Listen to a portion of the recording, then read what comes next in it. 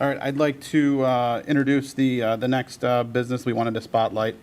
That would be Porter Place at 17833 Harlem Avenue. Porter Place has been a extreme help to me and my family. This is near and dear to me. My mom suffers from Alzheimer's. She's not in the facility, but they were very helpful when we were calling around for information. So I wanted to bring them in and tell us all about themselves. So thank you so much. Thank you. My name is Colleen Kamen, and I'm the executive director at Porter Place. I've been there for about 2.5 years now. Porter Place has been in the community for the past 5 years. Our mission is really very simple. We have 3 words that define us: protect, engage, and love. And that's really our mission statement. All of our residents suffer from some form of dementia disorder. There are numerous dementia disorders. Myself and my colleagues that are here, we are all certified dementia practitioners. So we live and breathe doing this. Our residents, our residents come largely from Tinley Park and the surrounding communities. We are considered a long-term facility. However, we do also do shorter-term stays, respites for family members that maybe are providing care at home but need a break sometimes. We do consider ourselves the experts and, always willing to help. I can't tell you how many calls I get from people that just need resources, and that's a difficult thing for people.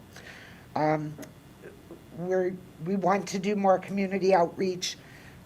We do support and education groups, not just for our family members, but we do reach out to the general community. Needless to say, for the past year, it's all been virtual, but we do support groups, we do educational programs, try to help people understand dementia and how to work with people with it. We also have a virtual dementia training. If anybody is ever interested, it is actually a program that we're certified in providing.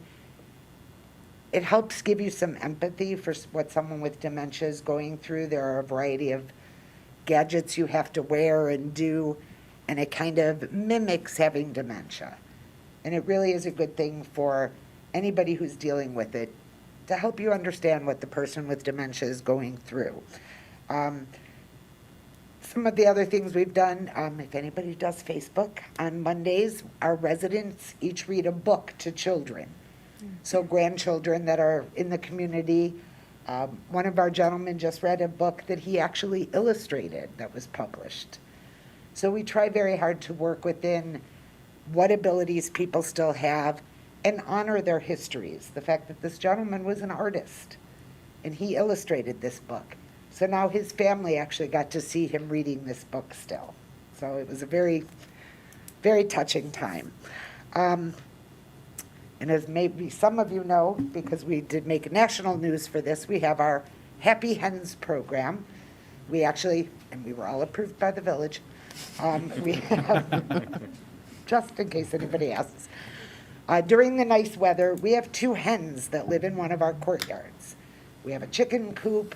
Our residents actually grow the food for the chickens. They harvest the eggs. We can't cook them. They're unpasteurized. That would be against codes. They have leashes and they walk the chickens. And it has provided an immense, a lot of these folks grew up on farms, had chickens when they were younger, so it's great for reminiscing. Even for a nonverbal person, just holding and petting the chicken is a great sensory stimulation. So one of the things that we feel is kind of a natural extension of our efforts, last year we met with a group of some of the Tinley Park Village leaders, our Illinois State Representative Debbie Mayers-Martin, and the Leading Age of Illinois, which is one of our professional organizations, to discuss a dementia-friendly community. Has anybody ever heard that term? Mm-hmm. I was there. Oh, okay. I thought With Kimberly with Clark. the masks on. I know. It was great. So,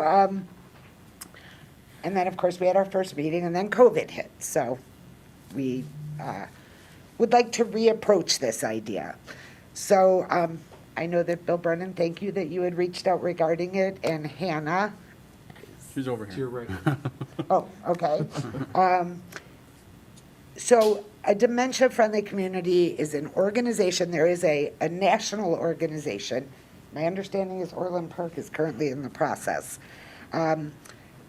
So we would like to, it's basically about dementia awareness and education.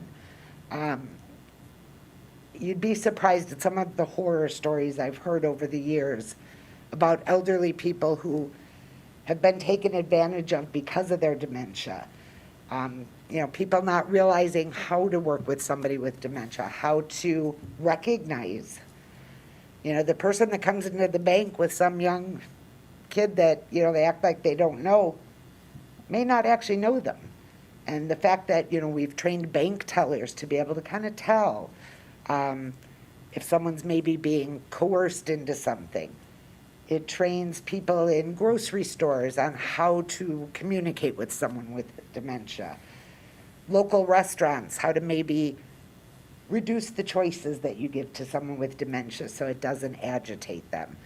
So we would be more than happy to be a part of it, but we also need the whole community involved in this as well. Our hope is that we can identify and reach out to community leaders, caregivers of people with dementia, and other representatives from public and private organizations, and do kind of an action team and see how we can start this program. This is at least a 2-year process. This isn't something that's going to happen overnight. We're actually meeting tomorrow with dementia-friendly Illinois leaders, virtually of course, from Northwestern and from Rush, to kind of get an idea of how to better start this, but we wanted to introduce it to the board and see if there was any interest in working with us on it. So the action team, you would actually be, then you become designated, Tinley Park could be designated as a dementia-friendly village. And that would be something you could advertise. If you'd like to learn any more or volunteer for anything, we'd be happy to hear from you.